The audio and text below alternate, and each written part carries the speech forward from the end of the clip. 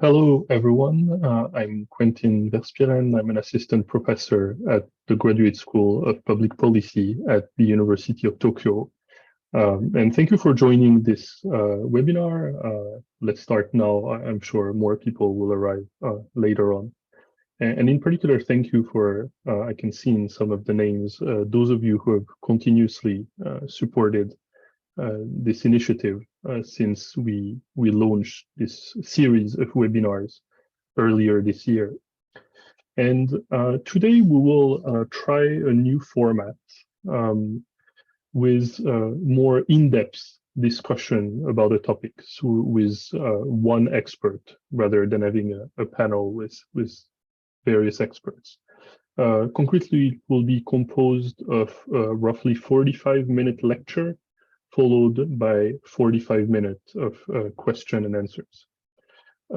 So I really hope that there will be some active participation in two ways. So our guest today, Ms. Almudena Azcárate Ortega, has kindly agreed to take questions even during the lecture. So if you wish to do so, do not hesitate to raise your hand. But if you just want your question to be raised later on during the Q&A time, you also have the possibility to submit your questions in the Q&A box at the bottom of your screen. So let's start with the actual event. So our guest today, Ms. Almudena Azcárate Ortega, is an associate researcher in the Space Security and Weapon of Mass Destruction programs at the United Nations Institute for Disarmament Research, UNIDIR. Her research focuses on space security and missile, and she is currently leading UNIDIR's participation in the open-ended working group on reducing space threats, which is the main reason for her presence today. Open-ended working group that was created under United Nations General Assembly Resolution 76-231. She's also a PhD SJD candidate, which is a PhD in law candidate at Georgetown University, and she was a practicing attorney in Spain. Almudena, thank you very much for being with us today to discuss this important topic of reducing space threats through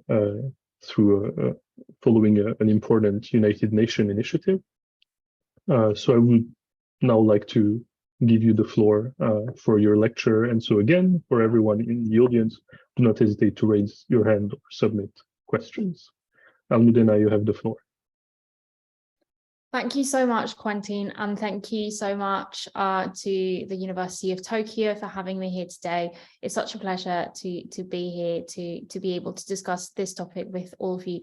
As Quentin mentioned, I will be lecturing for around 45 minutes, but during this time, if you have any questions, if there is anything that is not clear in my explanation, please do not hesitate to raise your hand and ask your question in case you don't want to wait until the second 45 Q&A question. The Q&A period at the end of the lecture. So I have a couple of slides prepared. But I don't think I'm going to be sharing them throughout the whole lecture. It's just a few slides to sort of highlight important points or to give you a kind of like better idea of what I'm talking about in order to make things a bit clearer. But as Quentin mentioned, I will be talking about reducing space threats through norms, rules, and principles of responsible behaviors. This is an initiative or a process that has been going on at the United Nations for a couple of years, which I am heavily involved with, and hopefully it will be of interest to you all. So let me quickly share my screen. Okay, we tried this during the practice session, so hopefully it works now too.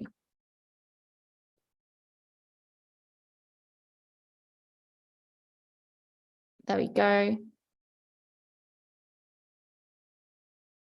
Okay, so this is essentially going to be the topic that I'm going to be talking about today.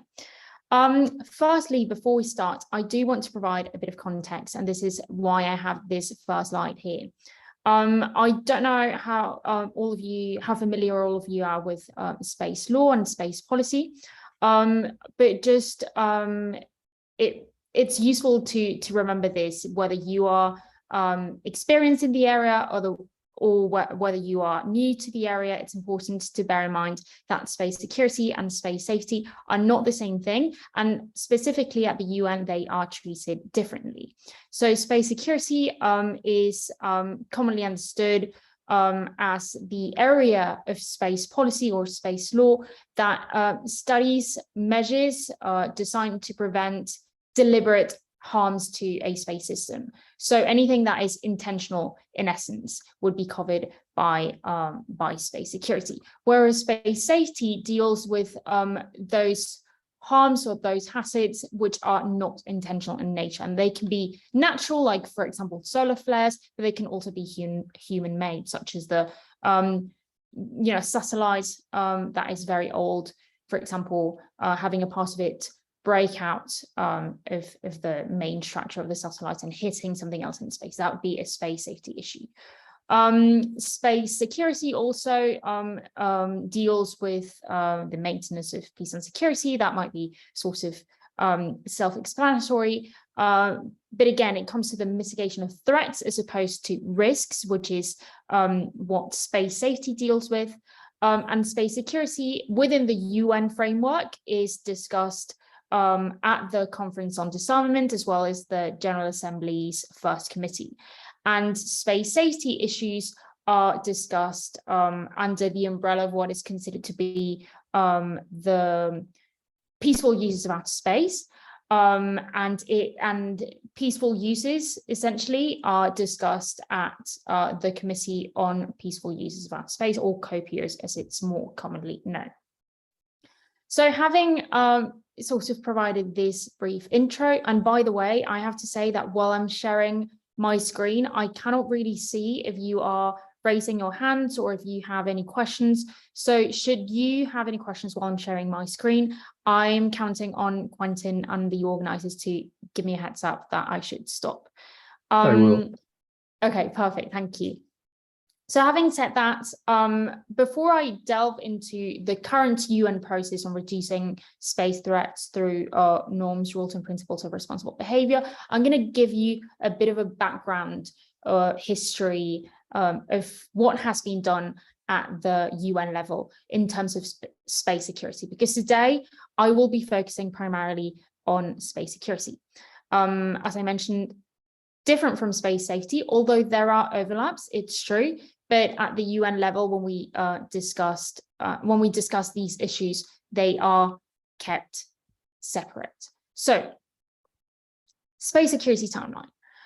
Space security is not a new concept, is not a new idea. We've been discussing this in the international sphere for a very long time.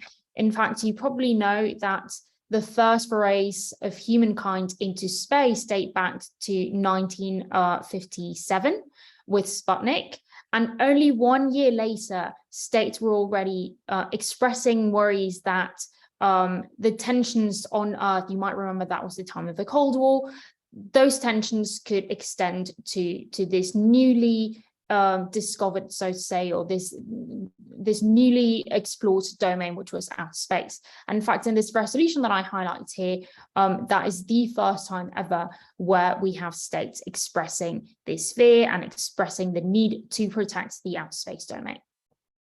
This eventually led to the formation of COPUOS, the Committee of the Peaceful Uses of Outer Space, under the umbrella of which the Outer Space Treaty, or OST, was negotiated and entered into force in 1967. After that, several other UN treaties also were negotiated and entered into force from the 60s up to the 80s. But these treaties didn't focus on space security explicitly, or they didn't focus as much as they could. And this was a concern for many states who believed that there were many gaps in the outer space treaties, particularly the OST, which provided sort of the basis, the basic set of principles upon which the rest of the outer space regime would be built, not just at the international level, but also domestically for each country. And because of these gaps that states perceived, they expressed the need to focus explicitly on security. And so the concept of PAROS, which stands for the Prevention of an Arms Race in Outer Space, as you can see at the UN, we really do love our acronyms. If I use them unconsciously and there is something that you don't understand, please call me out on it, and I will sort of translate what they mean. So this idea of PAROS, the Prevention of an Arms Race in Outer Space, emerged for the first time in 1978 at the SSOD1, which is this special session on disarmament that was celebrated at the General Assembly. And after this idea of PAROS emerged, PAROS became a sort of staple in UN discussions, and under this agenda item, under this idea of PAROS, space security issues have been discussed since. In 1981, we saw the first two UN General Assembly resolutions on PAROS, and throughout the 2000s and up to this day, we've seen several states introduce their own proposals, either individually or in groups. And what we've also seen is the sort of division, so to say, when it comes to approaches of how to address PAROS. And here I'm going to talk about this division of approaches, because this division of approaches has sort of been responsible in a way for the lack of success of these measures that states have proposed. As I said, space security is not new. We've been discussing it for over 40 years. So you would think to yourselves, I mean, if we've been discussing it for so long, we should have something to show for it, right? Unfortunately, not that much. And the reason for that is these different approaches. The different approaches are in two specific areas. First of all, there is a difference of opinion when it comes to what is it that should be banned, and also how it should be banned, or how states should work to mitigate threats. Firstly, on what to ban, traditionally states have focused on capabilities. And this is not just an issue that pertains to space security, but it's an issue that affects arms control negotiations in general. States tend to focus on capabilities instead of seeing the capabilities themselves as neutral, and seeing how states use these capabilities as a thing to regulate. So that is the difference between capabilities and behaviors. All of the proposals that we have traditionally seen focused on capabilities, but we are seeing a shift to focus on behaviors. And as you know, the title of my talk today is, features behaviors as part of it. So I want you to keep your mind on that, because I will be addressing it in a bit. Secondly, on how to ban threat, or how essentially what tools to use, how best to do it. There's also been a division of approaches, and the two teams, so to say, that formed while states started discussing the issue of PAROS are the legally binding team and the non-legally binding team. So what does this mean? Firstly, there was a group of states mainly led by states like Russia and China, as well as other states from the non-aligned movement, which believed that the Outer Space Treaty and other space treaties that were enacted after it, they were good mechanisms, but they were insufficient to address space security concerns. And so in order to fill in those gaps, the international community needed a legally binding treaty, so an additional treaty to the ones that we already have, to focus specifically on security issues.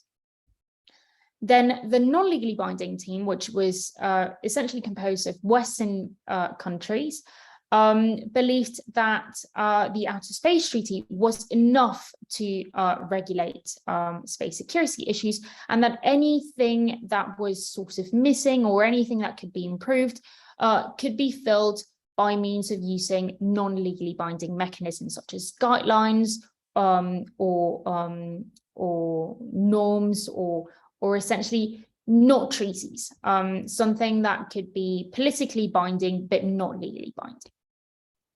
And so this sort of division, these two groups have existed pretty much since the beginning, and they have traditionally seen themselves as incompatible.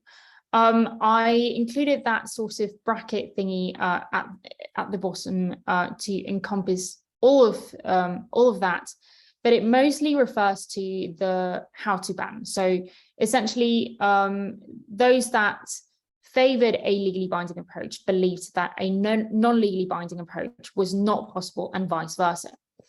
And this is something that has changed in recent years, in part thanks to this process of this open-ended working group that I will be talking about in a bit.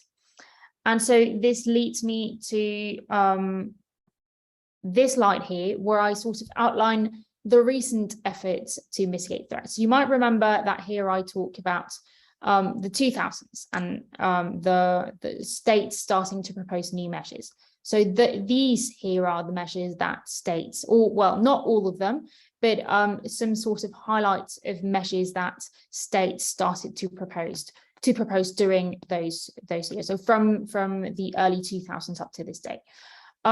So you will see that I highlighted some in blue and I highlighted some in yellow.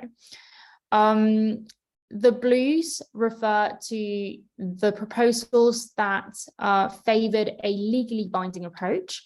So the first team in that slide on the right-hand side of the slide, and the yellow highlighted proposals are those proposed by states that favored a non-legally binding approach.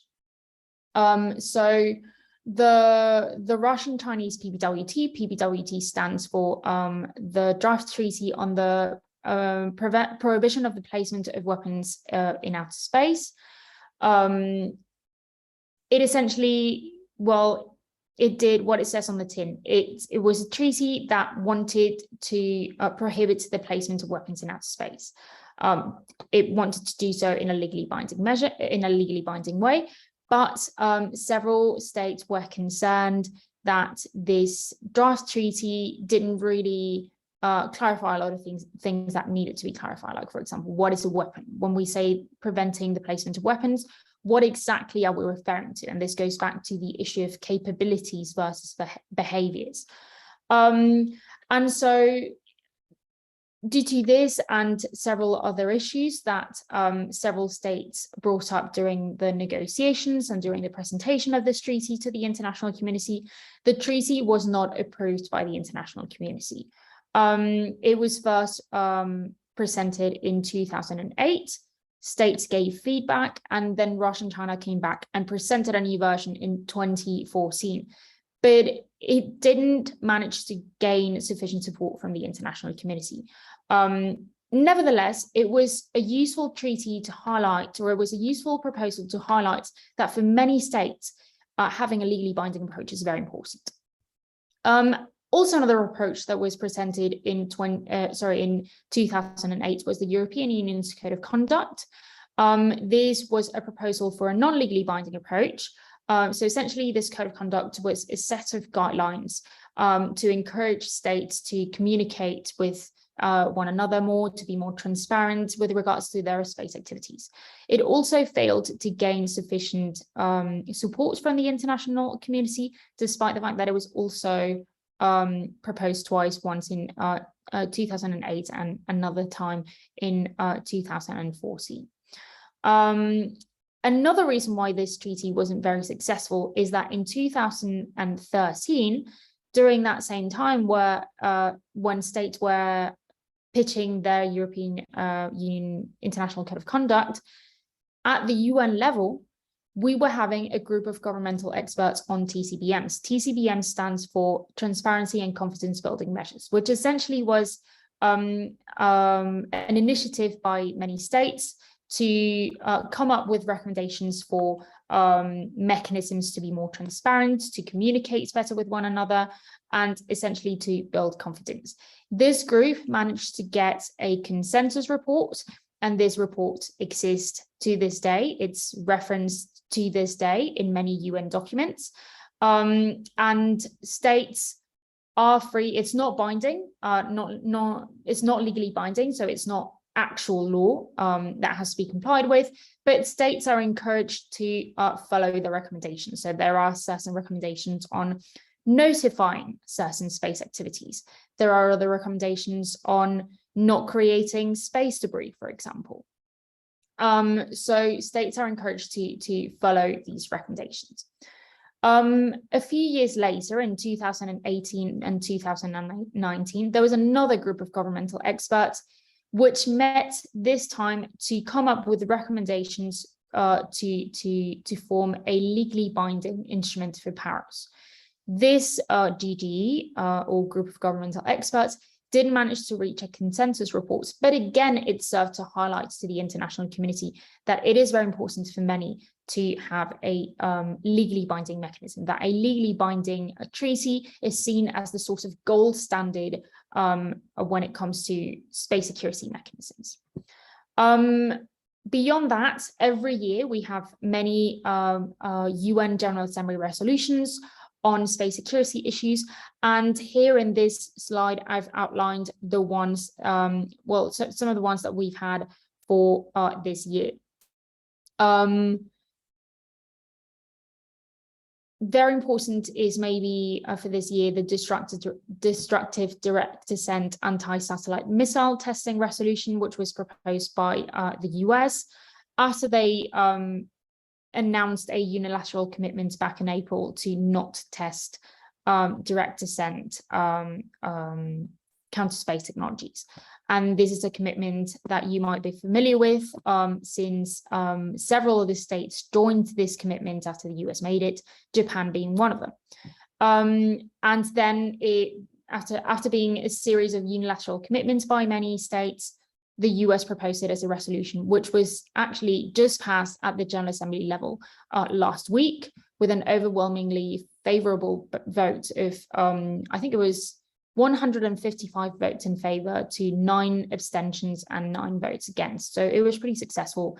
And it highlighted to the international community that debris creation is a very huge concern, and that destructive direct descent ASATs are seen as something that's, you know, very bad and that should be avoided at all costs. Then we also have, I didn't include it in the set of resolutions, but one resolution that we also had this year was the UN resolution on reducing space threats through norms, rules, and principles of responsible behaviors. This resolution is not new. The first time that we had it was in 2020. And I will talk a bit about it here. Wait, I'm seeing that I have some messages in the chat. Let me make sure that it's not questions. Oh, Quentin, please let me know if it's questions. For some reason, it's not. I was just encouraging them to submit. Okay, so, perfect. Sorry. For some reason, when I'm sharing my slides, it doesn't let me open the chat. Sorry about that. So yes, this OEWG process, as we like to call it, because the name, as you saw, is very, very long. This space threat OEWG process started back in 2020 when the United Kingdom introduced Resolution 7536. In this resolution, it proposed to states, as well as non-governmental agencies, to submit their comments to the Secretary General. And the comments that states and non-state actors were encouraged to submit were comments along the lines of, what do you consider a threat? What would be a responsible or an irresponsible behavior in outer space? It was pretty successful. I think around 30 states submitted comments, as well as 9 non-governmental entities, UNIDIR, for example, being one of them. And from those submissions, the Secretary General produced a report that was published last year in 2021, sort of highlighting what the points of convergence were, what states considered to be the major threats, what states considered to be responsible and irresponsible behaviors. Thanks to the success of this first step, a new resolution was proposed the following year in 2021. This was Resolution 75231 of the same name. And in this resolution, states proposed the creation of an open-ended working group. This open-ended working group, the objective of this was going to be to make recommendations on norms, rules, and principles of responsible behaviors. And why, you might be asking yourselves, why was this initiative, why is this process any different to any of these, any of these that I had in this slide here? So we've had so many over the years, they haven't really been successful. Why would this one be any different? And I think, well, we don't yet know if it's going to be successful. The open-ended working group is still ongoing. So we still have 2 sessions left, which will be happening in 2023, and I will talk a little bit about it in a minute. But even though we don't yet know whether it's going to be successful in terms of whether we will have the recommendations this group was created to adopt, I think it has certain characteristics. This process has certain characteristics that set it apart from other initiatives that have been undertaken in the past. And I've outlined them here very briefly. Firstly, it focuses on behaviors. So if we go back to the very beginning of my presentation, you might remember that I mentioned that arms control approaches, and especially approaches to address space security concerns, largely focused on capabilities. And that just makes, or from experience, we can say that this has just made things very difficult. When negotiations for the PPWT were going on, for example, several states raised the issue of what is a weapon? How can we identify what a weapon is? And that is a capabilities issue. So this approach here focuses on behaviors, meaning the focus is on how states act when they use these capabilities, and not in the capabilities themselves. In that sense, capabilities are seen as neutral. For example, I could have let's say, I could have a kitchen knife. A kitchen knife is not a regulated item. I have it in my kitchen. You can go to the store and get it with, nobody's going to control if you buy a kitchen knife, but you could use a kitchen knife potentially to harm somebody else. And it is that activity, it's the harming somebody else with the kitchen knife that is regulated, that it's forbidden, instead of the kitchen knife itself being regulated, if that makes sense. So that is the sort of shift in approach that has similarly been adopted when it comes to space systems and space security. Another issue to highlight is that the way of doing things, the way of negotiating, or the way of talking about space security this time around with this OEWG process is a bottom-up approach. What does this mean? Traditionally, when we've had agreements in arms control, they've been from top down. That means that several states, or one state, they drafted their own ideas, what they considered to be best, and then they proposed it to the international community as a sort of, here you go, this is what we're going to do, you either agree or you don't, and there is limited room for negotiation. The Outer Space Treaty, for example, is a very good example of a top-down approach. So it was essentially the United States and the then Soviet Union who got together and agreed to these principles, and then the rest of the international community joined the Outer Space Treaty. This is different because the opportunity was open to the international community to express their concerns from the get-go. And this was very useful to highlight that even though states might have different priorities and they might have different approaches of how to do things, whether they prefer a legally binding approach or a non-legally binding approach, their concerns are actually really similar. So it was possible to find a lot of points of convergence in that sense, and I will get into those in a little bit. A really important thing as well is that it considers both non-legally binding and legally binding approaches as compatible, even though the name of the resolution is reducing space threats through norms, rules, and principles of responsible behaviors, norms, rules, and principles being non-legally binding mechanisms. It does not exclude the possibility of having a legally binding mechanism in the future. Rather, it sees what we're doing right now as something that we're doing to build common understanding through the creation of these norms, rules, and principles, but they could essentially prepare the groundwork for something more legally binding in the future. So this is really new in that sense. And last but not least, the participation to the group is open to all states. Groups of governmental experts, like the ones we had here, the GD on TTBNs and the GD on legally binding instruments of Paris, were notoriously reduced. They had from I think 15 to 25 member states that participated. Here in the OEWG, anybody can participate.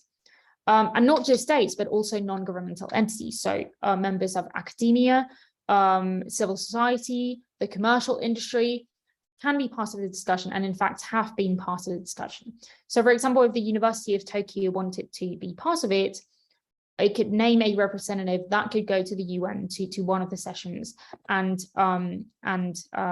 present the views of the University of Tokyo with regards to this issue, and the states that are in the group would be able to adopt any recommendations that the University of Tokyo would like to present.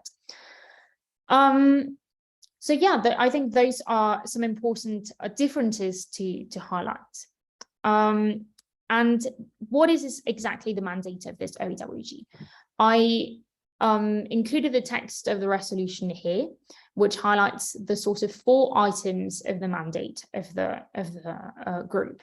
Firstly, to take stock of existing international legal and normative frameworks, then consider current and future threats, then make recommendations on norms, rules, and principles, and last but not least, to submit a report containing these recommendations to the General Assembly next year.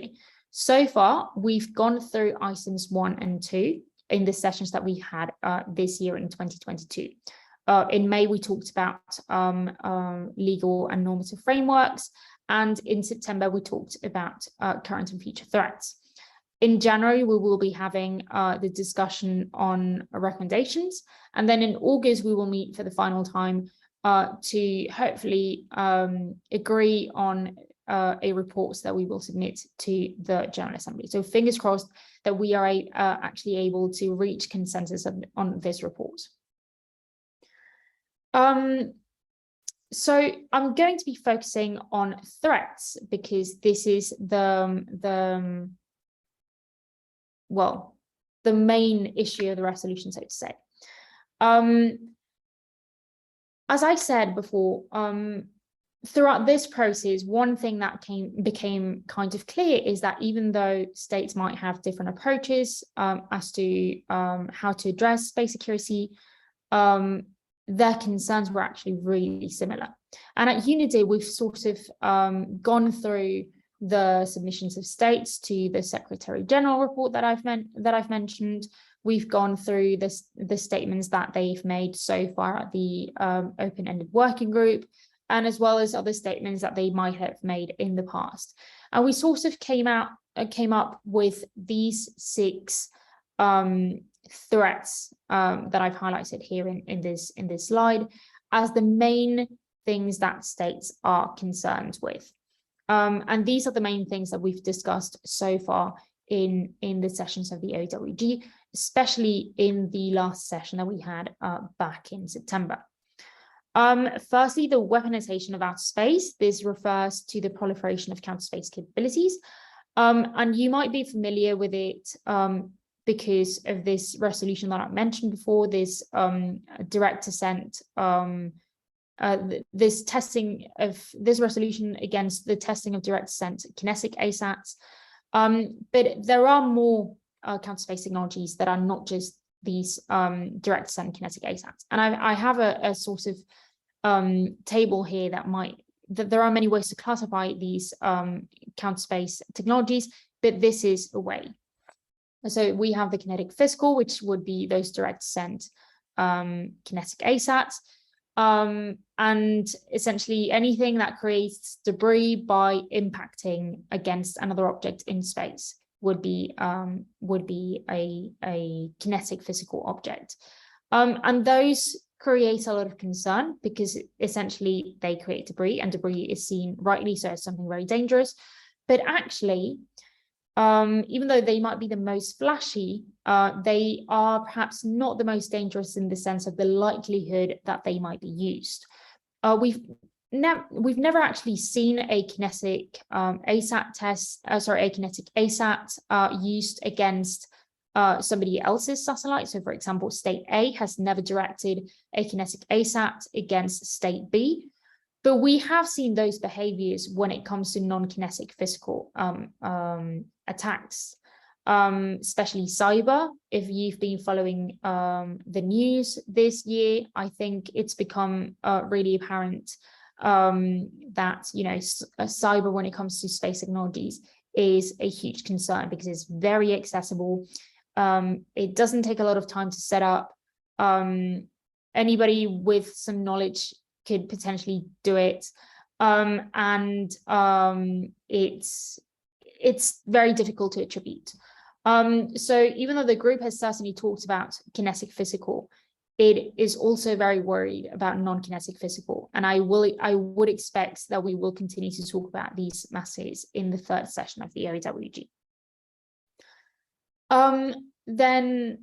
Wait, before I go into that, let's go back to here.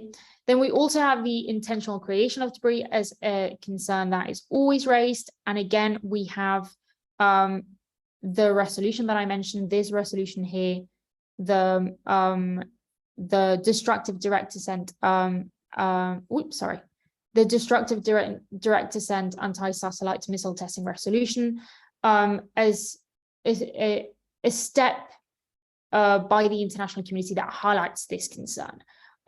This resolution happened on the sidelines of the OEWG, but it actually was thanks to many of the discussions that were had at the OEWG that kind of like brought the international community together.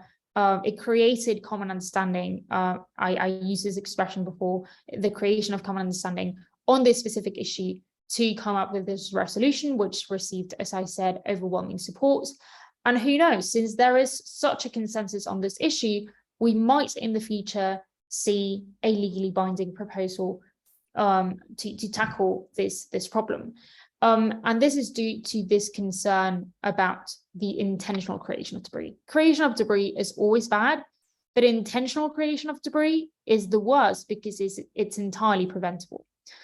Then we have harmful interference. This refers to states using these non-kinetic physical or soft kill means to interfere or to sort of not allow a space system, a component of a space system to do its job through things like jamming, for example, which is jamming means interrupting communications between two components of a space system, or spoofing, which essentially means you lie to a component of a space system by telling it that false information it's receiving is actually true information, if that makes sense. So those harmful interference operations are a huge concern for many states. We also have concern over dual use and dual purpose objects. And this is a particular pet peeve of mine, that states tend to refer to these objects under the umbrella of the term dual use.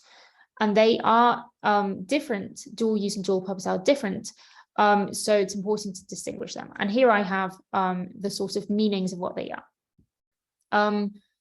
Dual use space objects essentially are those objects that are used for military and civilian objectives or functions at the same time. So for example, let's imagine GPS. GPS or GNSS, which is the global navigation satellite systems.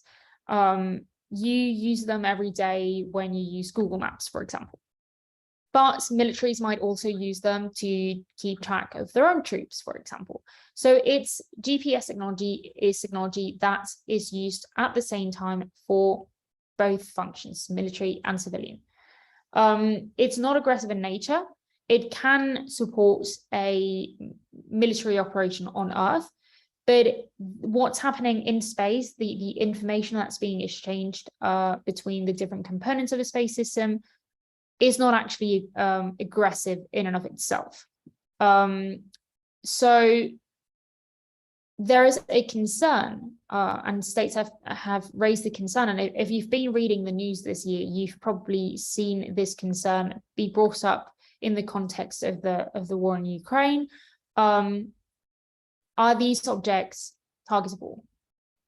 Even would they be targetable even when operated by civilian or commercial operators? Potentially. It's not a yes or no answer. It really depends. But I'm not really going to get into the whys or why not here. But if you have questions during the Q&A, I would be happy to answer those.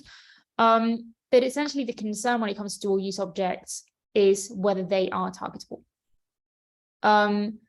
Dual purpose objects, on the other hand, are entirely benign, non-aggressive objects that are essentially operated by civilian or commercial actors, not really by the military. They really don't have any military applications.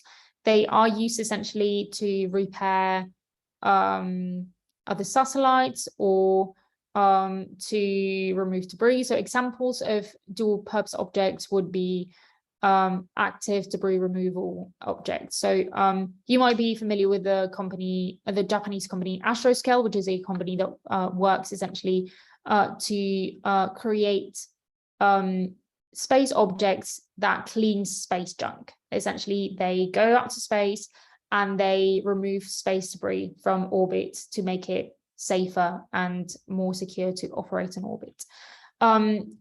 So because of the nature of these objects, the capabilities that these objects could have, they could, for example, have a net that grabs space junk, or they could have a harpoon that grabs the space debris from orbit.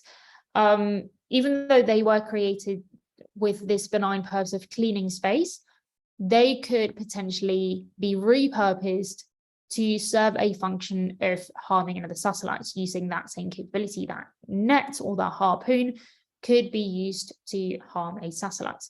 And that's the concern that that states have. So instead of whether they can be targeted, which was the concern with dual use, the concern with dual purpose is, can they be used to target another satellite?